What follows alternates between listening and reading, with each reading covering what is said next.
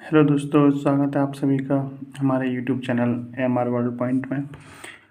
SSC GD के लिए सामान्य ज्ञान एवं सामान्य जानकारी का ये प्रैक्टिस सेट नंबर 14 है।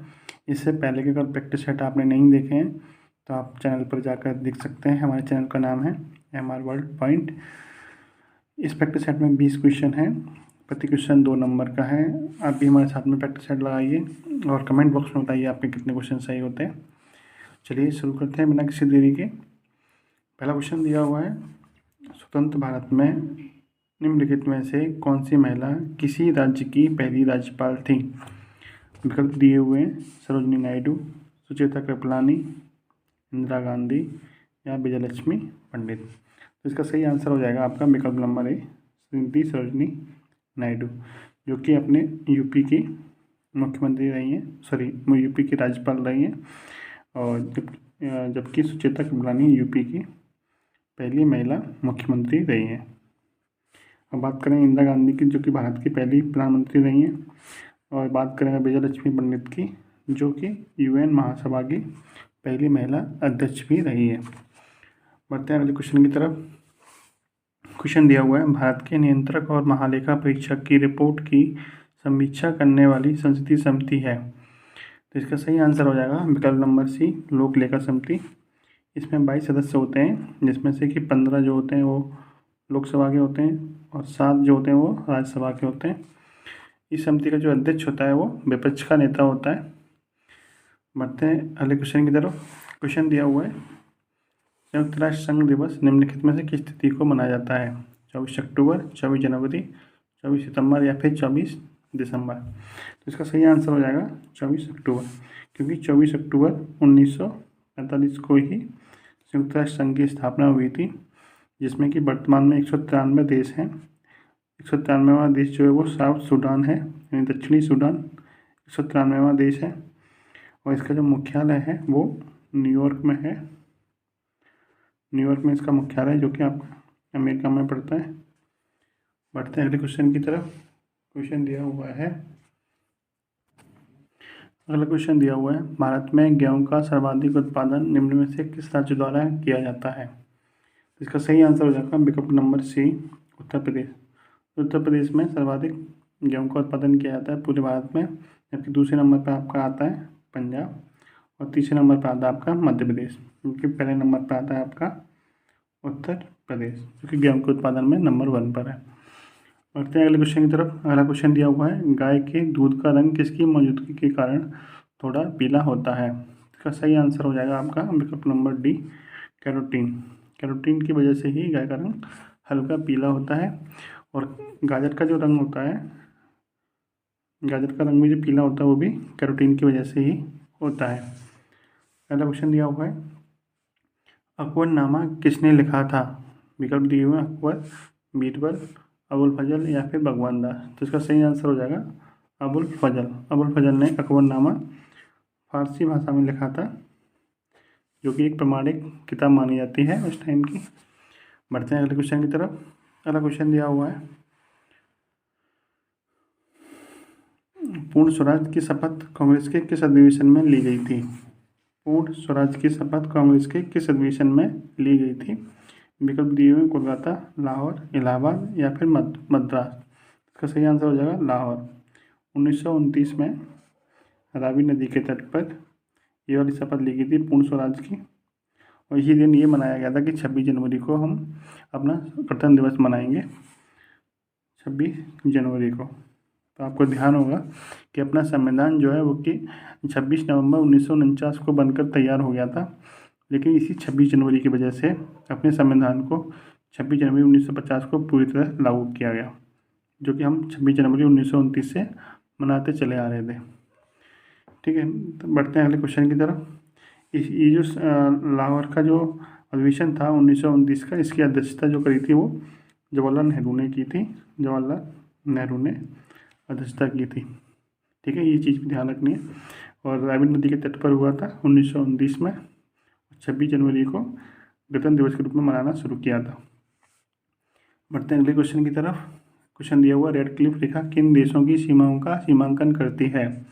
भारत पाकिस्तान, इराक ईरान, भारत बांग्लादेश, या फिर पाकिस्तान अफगानिस्तान। तो इसका सही आंसर हो जाएगा भारत पाकिस्तान। भारत पाकिस्तान के बीच में जो रेखा है उसका नाम क्या है? रेड क्लिफ रेखा। जबकि पाकिस्तान और अफगानिस्तान के बीच में जो रेखा है उसका नाम है डूरंड रेखा। ठीक है, बढ़ते हैं अगले क्वेश्चन की तरफ। अगला क्वेश्चन दिया हुआ है, अगर इसी ऊपर वाले क्वेश्चन में अगर बात करें तो भारत और चीन के बीच में पूछ लेता है कभी कभी। भारत और चीन के बीच में जो रेखा है उसका नाम है मैकमोहन रेखा। ये चीज़ भी ध्यान रखनी साथ में आपको। बढ़ते हैं अगले क्वेश्चन की तरफ। क्वेश्चन दिया है, भारतीय संविधान का कौन सा भाग कल्याणकारी राज्य के आदर्श घोषित करता है? मतलब ऐसा संविधान का कौन सा भाग था जिसमें ये बताया गया है कि भारत का जो राज्य होंगे वो लोगों के कल्याण के लिए कार्य करेंगे। तो ऐसा जो उल्लेख है वो भारत के राज्य की नीति निर्देशक सिद्धांत वाले भाग 4 में उल्लेख है। ये कौन से भाग में पढ़ते हैं? भाग 4 में पढ़ते हैं। और अनुच्छेद, इसके जो अनुच्छेद हैं वो अनुच्छेद 36 से 51 तक है। इसका जो अनुच्छेद 37 है, अनुच्छेद 37 में कहा गया है कि जो राज्य की नीति निर्देशक सिद्धांत हैं ये न्यायालय में परिवर्तनीय नहीं है, परिवर्तनीय नहीं है। इसका मतलब ये है कि आप अगर कोई भी राज्य आपके कल्याण के लिए कार्य नहीं कर रहा है या कोई सुविधा नहीं दे रहा है जो कि राज्य की नीति निर्देशक सिद्धांत में लिखा हुआ है, तो आप उसके लिए न्यायालय नहीं जा सकते हैं। ये चीज़ आपको ध्यान रखनी है। जबकि मौलिक अधिकार के क्षेत्र में जब भी आपके मौलिक अधिकार का हनन होता है तो आप न्यायालय जा सकते हैं। किस अनुच्छेद के तहत जा सकते हैं? अनुच्छेद 32 के तहत आप सुप्रीम कोर्ट जा सकते हैं और अनुच्छेद 226 के तहत आप हाई कोर्ट जा सकते हैं। ठीक है, ये चीज़ आपको ध्यान रखनी है। बढ़ते हैं अगले क्वेश्चन की तरफ। अगला क्वेश्चन दिया हुआ है, नरोरा परमाणु शक्ति केंद्र किस राज्य में अवस्थित है? दिया हुआ है महाराष्ट्र, तमिलनाडु, उत्तर प्रदेश या फिर राजस्थान। तो आपको पता है उत्तर प्रदेश का जो बुलंदशहर जिला है, बुलंदशहर, उसमें पड़ता है आपका नरोरा। जबकि राजस्थान में पड़ता है आपका रावत भाटा परमाणु केंद्र। और महाराष्ट्र में पड़ता है आपका तारापुर महाराष्ट्र में पड़ता है। रावत भाटा राजस्थान में पड़ता है। बुलंदशहर पड़ता है आपका उत्तर प्रदेश में। जबकि आपकी कलपक्कम और कुडनकुलम ये पड़ते हैं आपके तमिलनाडु में। कलपक्कम और कुडनकुलम ये दोनों के दोनों परमाणु केंद्र कहाँ पड़ते हैं? ये आपके पड़ते हैं तमिलनाडु में। इसके साथ में आपको एक और याद रखना है, उसका नाम है कैगा, जो कि पड़ता है आपका कर्नाटक में। और एक और साथ में देख सकते हैं आप काकरापार जो कि पड़ता है आपका गुजरात में। ये आपके परमाणु केंद्र हैं, आप याद रख सकते हैं। महाराष्ट्र में पड़ता है तारापुर, तमिलनाडु में कलपक्कम और कुडनकुलम, उत्तर प्रदेश में आपको पता है नरोरा पड़ता है, राजस्थान में रावत भाटा हो गया, काकरापार हो गया गुजरात में, जबकि कैगा हो गया कर्नाटक में। ठीक है, बढ़ते हैं अगले क्वेश्चन की तरफ। अगला क्वेश्चन दिया हुआ है, कौन सा खनिज एल्यूमिनियम का अयस्क है? हीमेटाइट, मैग्नेटाइट, बॉक्साइट या फिर सिलेराइट। तो एल्यूमिनियम का जो अयस्क होता है वो होता है आपका बॉक्साइट। जबकि ये दोनों जो अयस्क होते हैं वो किसके होते हैं? ये आयरन यानी कि लोहे के अयस्क होते हैं। अगला क्वेश्चन की तरफ बढ़ते हैं। अगले क्वेश्चन में दिया हुआ है, निम्नलिखित में से किसको भारतीय शिक्षा का मैग्ना कार्टा कहा जाता है? विकल्प दिए हुए हैं, वुड का डिस्पैच, हंटर का आयोग, सेड्रल आयोग या फिर बर्दा आयोग। इसका सही आंसर हो जाएगा वुड का डिस्पैच, जो कि भारतीय शिक्षा का मैग्ना कार्टा कहा जाता है। यह 1857 में डलहौजी के द्वारा लागू किया गया। डलहौजी के द्वारा इसे लागू किया गया, क्योंकि भारतीय शिक्षा का मैग्ना कार्टा कहलाता है। अगला क्वेश्चन दिया हुआ है, भारतीय वन सेवा की स्थापना कब की गई? 1 जुलाई 1965, 1 जुलाई 1966, 1 जुलाई 1967 या फिर 1 जुलाई 1971। इसका सही आंसर हो जाएगा ऑप्शन नंबर बी, 1 जुलाई 1966। भारतीय वन सेवा की स्थापना 1 जुलाई 1966 को की गई थी। और इसकी जो रिपोर्ट आती है वो देहरादून से आती है, देहरादून से हर 2 वर्ष पर आती है।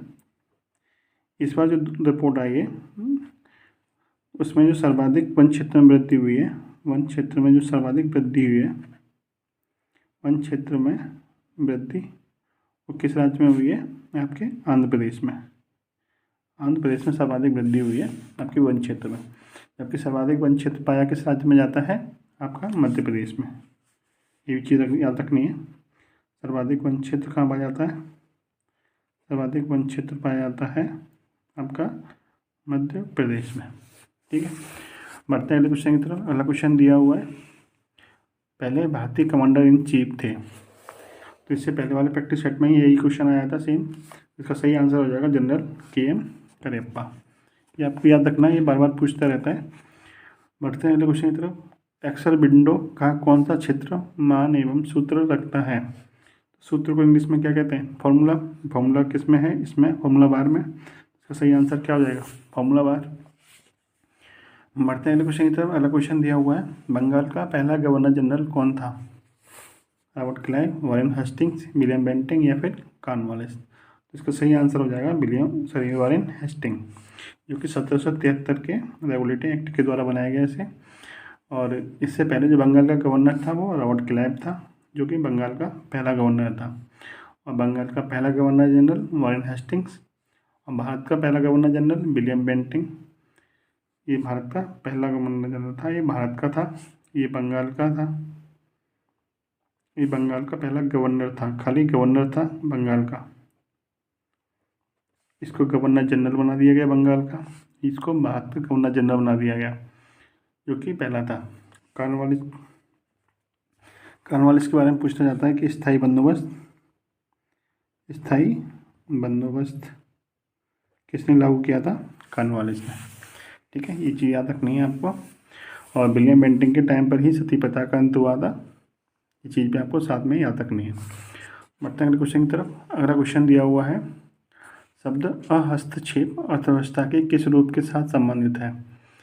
तो इसका सही आंसर हो जाएगा पूंजीवादी अर्थव्यवस्था। यानी जो पूंजीवादी अर्थव्यवस्था होती है उसमें सरकार का हस्तक्षेप ना के बराबर ही होता है। सरकार का हस्तक्षेप और सब्सिडी जो होती है वो ना के बराबर ही होती है, इसलिए उसे हस्तक्षेप अर्थव्यवस्था के रूप में जाना जाता है। बढ़ते हैं अगले क्वेश्चन की तरफ। क्वेश्चन दिया हुआ, गुप्त वंश के किस राजा को भारत का नेपोलियन कहा जाता है। तो इसका सही आंसर हो जाएगा option number A, Samudragupta. Samudragupta को भारत का नेपोलियन कहा जाता है। समुद्रगुप्त से संबंधित एक क्वेश्चन और आता है आपका कि जो समुद्रगुप्त का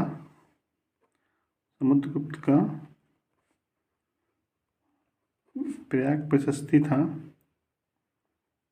वो किसने लिखा था। इसका सही आंसर हो जाएगा आपका हरिसेन, जो कि समुद्रगुप्त के दरबारी कवि थे। ये समुद्रगुप्त की प्रशंसा में लिखा गया था, जो कि कौशाम्बी से अशोक का स्तंभ लेके आए थे, उस पर लिखा गया था। लिखा किसने था, हरिसेन ने, जो कि समुद्रगुप्त के दरबारी कवि थे। समुद्रगुप्त को ही भारत का नेपोलियन कहा जाता है, जबकि श्रीगुप्त जो दिया हुआ है ऑप्शन में, ये गुप्त वंश के संस्थापक थे, श्रीगुप्त। बढ़ते हैं अगले क्वेश्चन की तरफ। अगला क्वेश्चन दिया हुआ है, कलिंग पुरस्कार कौन देता है। इसका सही आंसर हो जाएगा विकल्प नंबर ए, यूनेस्को। यूनेस्को के द्वारा ही कलिंग पुरस्कार दिया जाता है, जो कि विज्ञान के क्षेत्र में दिया जाता है। विज्ञान के क्षेत्र में दिया जाता है कलिंग पुरस्कार। उसके जो संस्थापक थे वो बिजू पटनायक थे। बढ़ते हैं लास्ट क्वेश्चन की तरफ। क्वेश्चन दिया हुआ है, किसे फादर ऑफ इंडियन अर्नेस्ट कहा जाता है। इसका सही आंसर हो जाएगा विकल्प number D, Lokmanya Tilak. Valentine Sarol ने ही लोकमान्य तिलक को फादर ऑफ इंडियन अर्नेस्ट कहा है। लोकमान्य तिलक का एक फेमस नारा है, स्वराज्य मेरा जन्मसिद्ध अधिकार है और इसे मैं लेकर ही रहूँगा। तो ये भी आपको ध्यान रखना है। A.O. ह्यूम जो थे वो इंडियन नेशनल कांग्रेस यानी कि भारतीय राष्ट्रीय कांग्रेस की स्थापना किसने करी थी, A.O. ह्यूम ने। भारतीय राष्ट्रीय कांग्रेस, इसकी स्थापना कब हुई थी, इसकी स्थापना 1885 में हुई थी। और उस टाइम पे वायसराय कौन थे, उस टाइम पे जो वायसराय थे उनका नाम था डफरिन। ठीक है, ये चीज़ भी साथ में आपको याद रखनी है। ये थे आपके 20 क्वेश्चन। और अभी तक आपने हमारे चैनल MR वर्ड पॉइंट को सब्सक्राइब नहीं किया है, सब्सक्राइब कर लीजिए, जिससे कि आपको आने वाले प्रैक्टिस सेट और महत्वपूर्ण वीडियो आपको मिलती रहे। धन्यवाद।